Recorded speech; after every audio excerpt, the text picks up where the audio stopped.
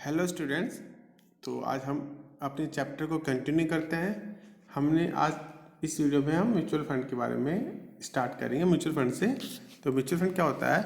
बहुत सारे निवेशक अपनी बचत जमा करके एक बड़ा कोष बनाते हैं जिससे विशेषज्ञ की सहायता से निवेश किया जाता है।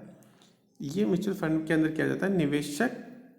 निवेश पर होने वाली आय में से म्यूचुअल फंड संस्था के व्यय घटाने के बाद शेष लाभ को लाभांश के रूप में निवेशकों में बांट दिया जाता है। म्यूचुअल फंड का निवेशक यूनिट होल्डर कहलाता है, क्योंकि जो वो म्यूचुअल फंड में जो निवेश होता है वो छोटी छोटी इकाइयों में होता है, इसलिए उसको हम क्या कहते हैं? Unit holder. भारत में जो पहला म्यूचुअल फंड था वो 1964 के अंदर आया था, 1964 के अंदर, और वो था UTI, that is unit trust of India के नाम से ये प्रारंभ हुआ था, जिसकी स्कीम यूएस 64 में सरकार द्वारा लाभ की गारंटी दी गई। ये था यूटीआई। नेक्स्ट इसको हम देखते हैं आगे कि जो एंजल इन्वेस्टर क्या होते हैं। ये व्यक्तिगत निवेशक होते हैं जो किसी की प्रतिभा पर विश्वास करके व्यवसाय प्रारंभ करने के लिए धन उपलब्ध कराते हैं। आयकर अधिनियम के द्वारा धारा 56 के अंतर्गत प्राप्त राशि को गिफ्ट मानकर एंजल टैक्स लगाया जा रहा है, जिसे नए स्टार्टअप प्रारंभ करने में कठिनाइयां बढ़ती है।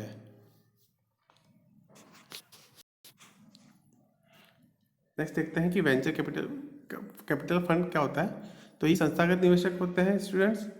किसी परियोजना का गहन विश्लेषण करने के बाद यदि उसकी लाभदायकता से संतुष्ट हो तो व्यवसाय प्रारंभ करने के लिए पूंजी यानी सीड कैपिटल मनी उपलब्ध कराते हैं। सामान्यतः स्टूडेंट ये अंशों में निवेश करके स्वामित्व में भागीदारी प्राप्त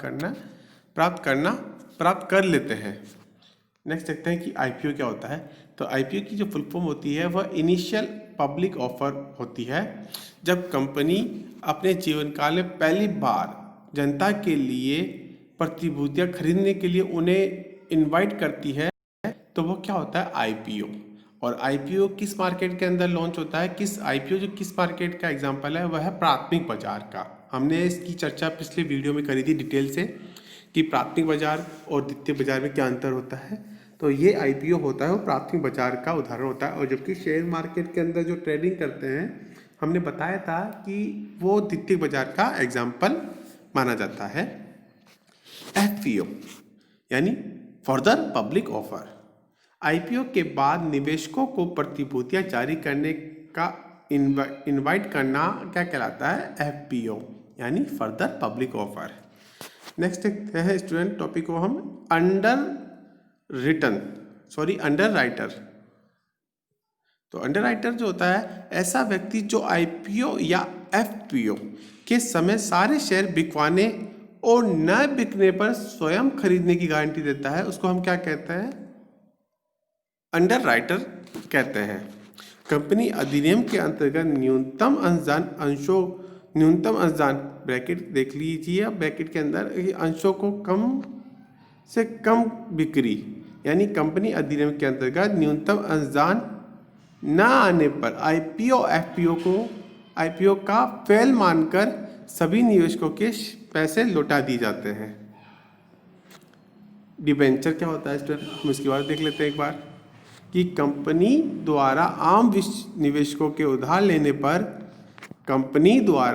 निवेशकों से उधार लेने पर ऋण का प्रमाण पत्र जारी किया जाता है, जिसको हम क्या कहते हैं? ऋण पत्र। और ऋण पत्र पर एक रेट लिखी होती है कि किस कंपनी का अंश होता है, किस प्राइस में होता है, क्या यूनिट होती है, ये उस पर पूरा मेंशन होता है डिबेंचर्स पे, जिसको हम ऋण पत्र कहते हैं। अंश ऋण की सभी शर्तें जैसे ब्याज दर, पूंजी वापसी की जो डेट होती है स्टूडेंट, सुरक्षा आदि का अंकित हमने अभी बताया कि उस पर मेंशन होता है। जो एक कागजी फॉर्मेट होता है डिबेंचर ऋण पत्र, उस पर ये सब होते हैं कि किस कंपनी का होता है, उसकी क्या रेट है, ये सब मेंशन होता है। नेक्स्ट देखते हैं कि बॉन्ड। सरकार द्वारा या सरकार द्वारा अधिकृत संस्थाओं द्वारा जारी की गई डिबेंचर सिक्योरिटी बॉन्ड कहलाती है। सरकारी प्रतिभूतियां तुलनात्मक रूप से अधिक सुरक्षित मानी जाती है, इसलिए इन्हें गिफ्ट यानी EDGEB कहते हैं। अब एक बार देख लेते हैं कि निजी कंपनी और सार्वजनिक कंपनी और सीमित कंपनी क्या होती है।